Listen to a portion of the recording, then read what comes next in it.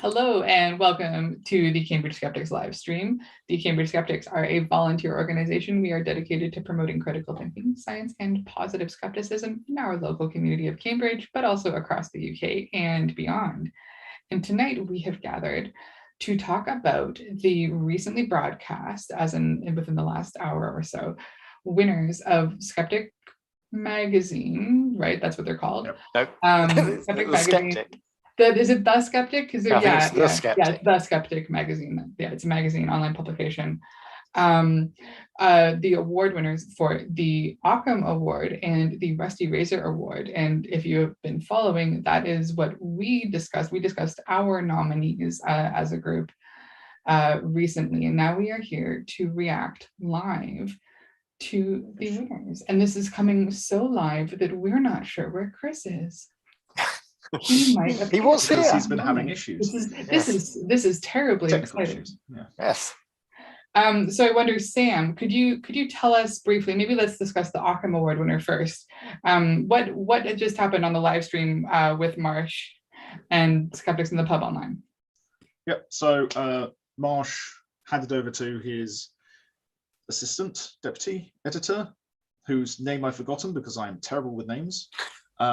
And she introduced someone who is very familiar to us, Dr. Elizabeth Bick, who was Andrew's nominee for the award when we got together last week. And whilst he gave honourable mentions to a couple of people, particularly Mariana Spring, who was Chris's nomination, Dr. Elizabeth won the award. It feels weird for me to like summarize why. I feel like Andrew, having made the case for her, is a better Thanks. I think it's sort of continuous work. It's not just one thing that she does. It's not like she's just done one special thing this year. It's the body of work where she continues to find mistakes in papers and fraud in scientific papers as well, and to hold people to account, to make sure that the scientific evidence that's being put out there is the best it can be. Obviously, she's done things related to the pandemic, which have been really essential work recently. So that's obviously why her name has come up this year. But have we got Chris? Hey. Oh, wow. This is so exciting. It's so exciting. Well, I think carry on and Chris gets everything. Yeah, so I think that it's, as I said, she's done an awful lot of work. It's not just a single thing. She's real, her skill of being able to identify these tiny little mistakes in graphics and things, and where people have copied and pasted the same image, and she can, spot them, is incredibly important for getting scientific research to be the best it can be. Yeah. What's interesting, what I noticed is in the honorable mentions that they highlighted in the sort of run up to presenting Dr. Bick with her award, and also the kind of like contextualizing the award. There were a lot of familiar names in the honorable mentions.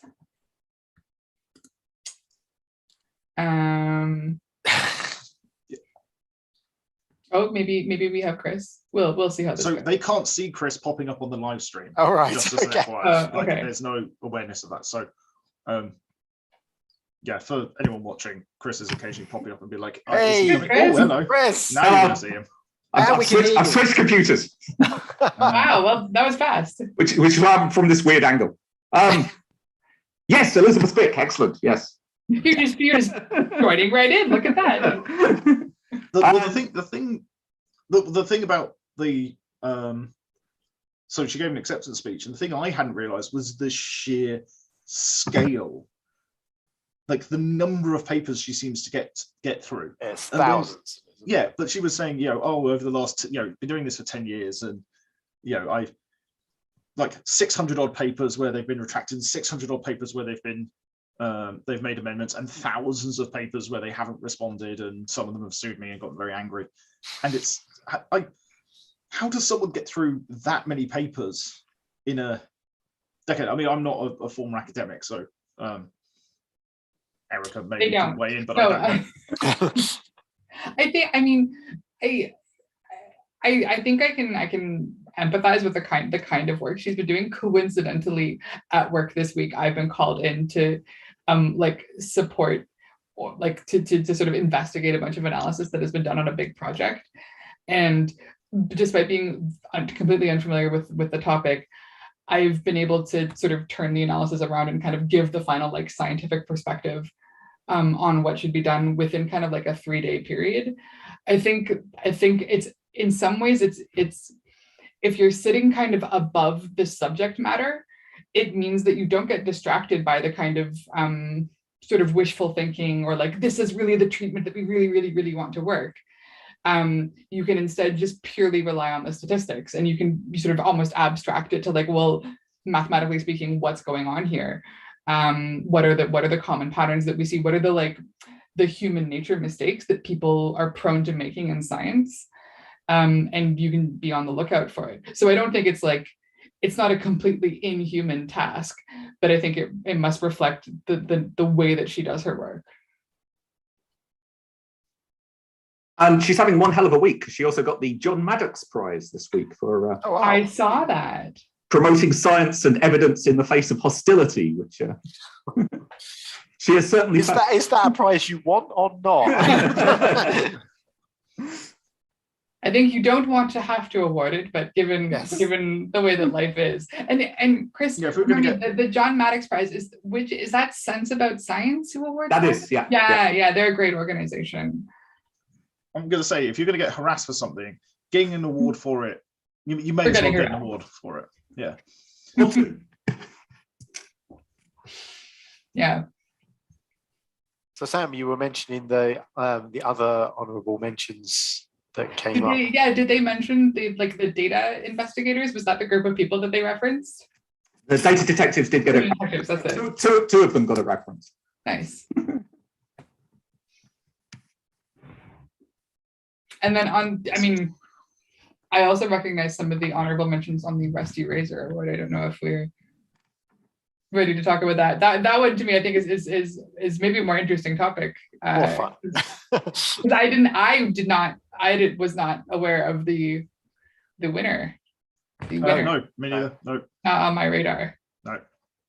But again, two of our candidates got honourable mentions. Honorable. Dishonourable mentions. But I felt I've been thinking about the kind of the preamble that Marsh gave prior to giving the award, which was that not only does it have to be impactful and far-reaching and particularly pseudo-scientific, but I suppose the thing about the Skeptic magazine being the ones to present it is that it is really about pseudoscience and things that present themselves as science, and to an extent, I suppose, drawing, focusing a spotlight on the worst sort of criminals in this field. And so I think he made a good point that as bad as Bolsonaro and Rogan are, they don't have any scientific credibility. That's and exactly that the becomes point, so much more weaponized, like in the wrong hands. It's why Andrew Wakefield was always such a trouble. Yeah, it was still trouble. Yeah, and last year's winner Didier Raoult, who's the guy harassing Elizabeth Bick. Yeah, yes, which she acknowledged several times. Yeah. So so the winner was Mike Yeadon, which I'd vaguely heard the name. I was looking him up this evening because I was completely not heard of him before, but so he deserves it. So he was a scientific researcher and vice president of Pfizer. I've heard of it. Who's a bit sore. But you can see. But importantly, it wasn't like his vice presidentship was about allergies, I believe, not vaccines or masks or any of the other things that he's since. His research was into respiratory diseases or something, wasn't it? mean, COVID is a respiratory disease. I can't remember exactly. I did read it briefly before this brief. But so focusing on airway hyperresponsiveness and effects of pollutants. So his job is not diseases, it's chemicals, it's toxins. So yes, okay, but the thing is, he's just close enough to have real credibility. Like, oh yeah, you're a former vice president of one of the main vaccine manufacturers with a history around respiratory issues. Like that's like a gold-plated sort of accreditation almost, or standing. What I wonder, in cases where you have a trained scientist sort of using science for evil, like using that position to argue against what is in all of their training, they should know better. How, like, I'm not speculating about this person specifically, but like in general, what possible motive, like why does this happen? Is there some kind of like financial motivation? Is there like... So they always talk about the Nobel disease, don't they? Where you become so respected and so highly regarded that you tend to think you can't be wrong. Right. And you end up not questioning your own beliefs and ideas, even when they take you away from the scientific. And wasn't that the thing, like specifically referring to Linus Pauling, the Nobel Prize? I think he's a highly recognized example of that phenomenon, where like he won the Nobel Prize. I've looked up his Wikipedia article in 1954 for chemistry, but then he since went on to have a more sort of pseudoscientific career. Like he was a big megadosing or something, wasn't it? Oh, he was really big into sort of like vitamin therapy, and like vitamins can cure everything. I think specifically vitamin C. So yeah, I think that seems to be what's happened with Eden here, because a lot of his former colleagues seem as shocked as anyone by the nonsense he's been spouting about. Yeah, and is it like it's not working, and like psychologically, like is it like a similar phenomenon of like, I'm just gonna like do the whole like, you know, sports car and like other he's having like a not a midlife crisis. So it's like a midlife crisis, like a sort of like post-peak career crisis of like, okay, now what can I do? I'm just gonna tear everything up that I learned. He's gone on a bender. Yeah. It's like drinking and denying and promoting pseudoscience. you know those favorite party topics that we all engage in. Writing opinion pieces for the Daily Mail. That's how it goes. But for those of people that aren't familiar with what he's done, because I realize we haven't actually touched on that yet. The winner of the Rusty Razor Award. So the winner of the Rusty Razor Award, basically, he's had several different positions, sort of as whatever restrictions or things the government has been suggesting, that's what he's against. So his first position was that actually it wasn't that bad. COVID itself wasn't that bad when the first lockdown came in. Then when it was clear that actually masks were going to be the main tool for holding the virus sort of at bay or in check until a vaccine came along, he was against masks. He said they basically didn't work. The science was completely against them. Then as the vaccines became prominent, he went to the European Commission, tried to get them to shut down vaccine trials, and they basically said, A, they don't work, and B, they kill babies, and C, they make you infertile. Yeah, he was the one that came up with this. They can cause infertility in women, which is I heard this everywhere for a while back then. Well, I heard a lot of like, came from. It doesn't, like, don't believe the rumors. But yeah, he admits there's no scientific evidence for this, but it could happen. Yeah. Well, no, his thing is that it's the mRNA vaccines could target a particular protein needed for placenta formation, is his thing, except there's no evidence that vaccines have. But it could. But it could turn you into a crocodile. It could. And like Tide Pods could be edible. There's a lot of things on the internet. He also, and this is like my favorite stupid fact, is that he founded a movement called the Liberal Spring to try and turn the Liberal Democrats into a COVID skeptic organization. And I feel like if you're going to target any political party, the Liberal Democrats are probably like the least likely to end up COVID skeptic. Like you're not like some like the Greens. Okay, you can kind of get it. You know, if you're a hippie, then you know the whole like, oh, you know, artificial things are bad, and you know, but Conservatives have their fair share of idiots. I've been reading a couple of things recently about the anti-vaccine movement in the US, where it's sort of a myth that the left-wing political spectrum is and has been historically leading the anti-vaccine movement, because I think there's that impression of this sort of like natural fallacy that is linked to people. So and that's not a natural fallacy linked to it; it's the natural fallacy. The natural fallacy, yeah, yes, like in quotes, yeah, not yeah.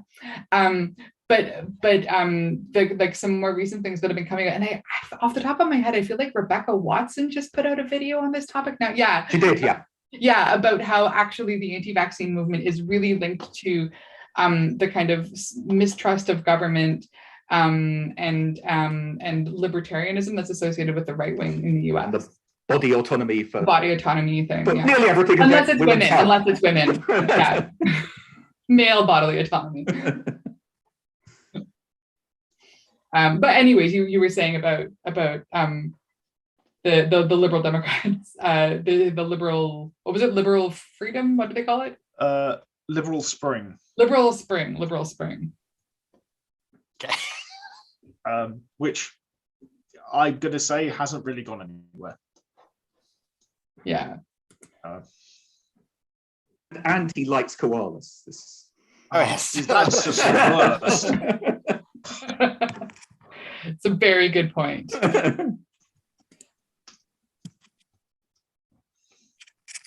Right. Were there any other things that came up? Because I didn't actually catch the announcements.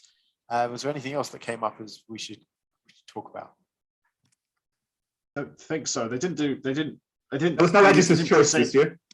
Yeah, no editor's choice this year, as far as we can tell. I think that was more or less it. Yeah. Okay. Right. So yes, with all that in mind, coming up. Congratulations to Elizabeth Vick. Yes, congratulations. Congratulations to Elizabeth Vick. Well done. Congratulations to Mike Eden. Yes. Both of you. Yes. Both I just well want to have like deserved. just a low boo for like 2 or 3 seconds.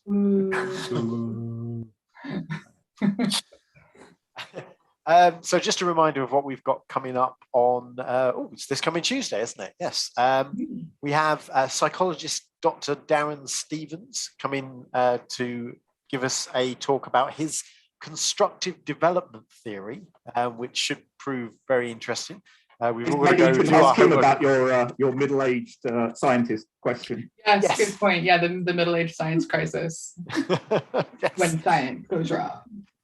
So that's going to be should be interesting. We're all going to have to do a lot of reading up before to learn about his theory, so we can properly understand it. So that should be fun. And anybody else got anything to say, or should we We'll end it sign there, off? I think. Yeah. See everyone on Tuesday.